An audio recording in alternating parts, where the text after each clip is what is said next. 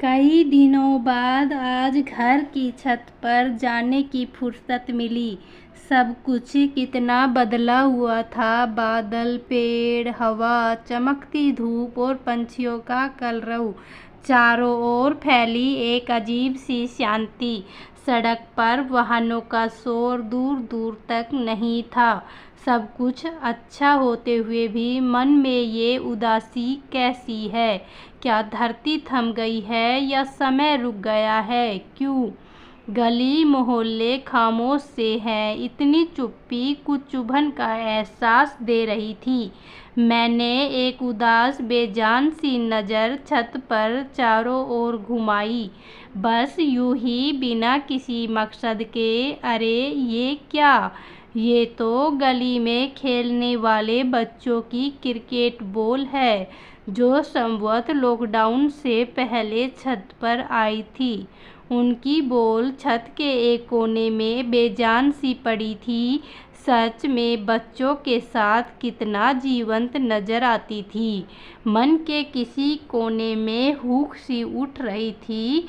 मुझे याद आने लगे वो पल जब बच्चे अपनी पूरी ताकत से बैट घुमाकर बॉल को मारते और वो सीधी आ पहुंचती, कभी हमारी छत पर तो कभी बालकनी में, तो कभी मुंडेर से टकरा जाती। जब शोर मचता तो समझो आज फिर से छत पर बोल गई है। फिर दरवाजे की घंटी। प्रारंभ में थोड़ा सब्र दिखता, एक बार ही घंटी बजती, मगर अगले ही पल बेसब्री से कई बार लगातार घंटी बज रही होती। जब तक आप नींद से थोड़ा जागृत होकर दरवाजे की ओर रुख करें, तब तक तो जैसे घंटी रुकने का नाम ही नहीं लेती। इस रोज रोज की घंटी और छत पर आ धमकने वाली गेंद की वजह से दोपहर के आराम में खलल पड़ने लगा। बच्चे भी कितने बेसब्र होते हैं। मैं लगभग खींचते हुए दरवाजे पर जा पहुंचती। आंटी, हमारी बॉल आपकी छत पर चली गई है। मेरे कुछ बोलने से पहले ही वे अपनी बात बोल देते। ओफो, आज फिर से मेरी नींद खराब की। Sorry aunty. ओके, जाओ छत पर ले आओ, मुझसे नहीं जाया जाता।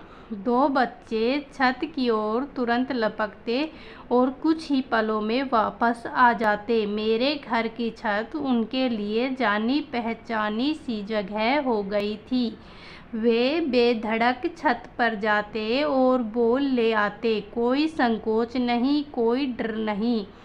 इस बेतलुकी का एक कारण और भी था। उन्हें मैंने कहा था कि यदि बॉल बाहर के बरामदे में आती है तो घंटी बजाने की ज़रूरत नहीं है, गेट खोलकर बॉल ले जा सकते हैं। बस शर्त ये है कि वापसी में गेट बंद करना होगा। उन्हें इसे मान लिया। मैंने भी अपनी नींद में व्यवधान न होने की उम्मीद की। सब कुछ कितना ठीक चल रहा था कि बच्चे बेखटके आते और बरामदे से बॉल ले जाते और बाकायदा गेट बंद करके भी जाते। मगर अब जब से बॉल छत पर जाने लगी है, तब से मुसीबत हो गई थी। रोज रोज एक ही बात, आंटी आपकी छत पर हमारी बॉल चली गई है। रोज रोज के इस प्रकरण से मैं परेशान होने लगी। कई बार तो मैच के दौरान बॉल 3 या 4 बार छत पर जा पहुंचती। अब बच्चों को भला कैसे पता होता कि इस बार बॉल कहाँ जाएगी? अलबत्ता उनमें बहस छिड़ जाती। जिसने बॉल छत पर भेजी है वो ही लेकर आएगा। मुझे बच्चों के खेलने का कारण कोई आपत्ति नहीं थी, बस छत वाले प्रकरण से नाराज़गी थी। परंतु इसका कोई हल ही तो निकालना ही पड़ेगा। दोनों ही पक्ष अपनी जगह सही थे। मैं भला बच्चों को खेलने से क्यों मना करने लगी? रात इसी उधेड़-बुन में गुजरी। फिर एक युक्ति सूझी। अगले दिन जब वे बॉल लेने आए तो मैंने कहा, तुम सबके पास कुल मिलाकर कितनी बॉल है? सब आपस में हिसाब किताब मिलाने लगे। सभी को मिलाकर 7 वे बोले। वो मेरी ओर उलझन भरी निगाहों से देख रहे थे। उन्हें कुछ समझ नहीं आ रहा था। मैं मुस्कुरा पड़ी और कहा, वेरी गुड, ये तो बहुत अच्छी बात है। अब सब मेरी बात ध्यान से सुनो। अब जब छत पर बॉल जाएगी तो रोज़ घंटे नहीं बजाओगे। जब एक एक कर सारी बॉल छत पर आ जाए, या यूँ कहूँ जब 7वीं बॉल भी छत पर आ जाए, तभी घंटी बजेगी। तुम्हारी सारी बॉल तो मिलेगी ही और साथ में चॉकलेट भी। मैंने देखा उनकी आंखों में चमक आ गई। वाह, योजना काम कर गई। फिर भी मेरी बात पसंद आ गई। कई दिनों से निर्बाध ये सिलसिला चल रहा था। न मेरी नींद में कोई खलल था, न बच्चों के खेल में कोई व्यवधान है। अब तो मुझे भी इस खेल में आनंद आ रहा था। उन्हें खुश देखकर मुझे अपने बच्चों का बचपन याद आ रहा था।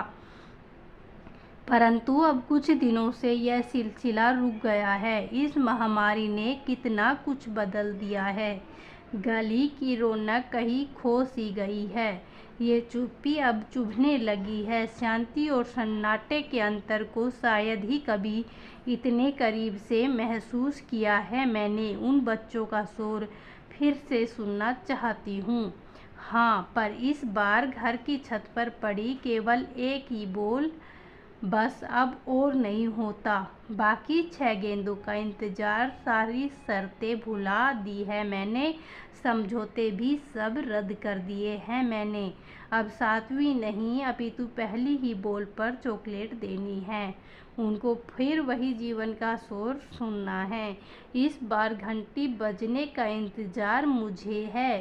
बेसब्री से चॉकलेट तो ले आई हूँ, बस अब तो इंतज़ार है ये सुनने का, आंटी हमारी बॉल आपकी छत पर चली गई है।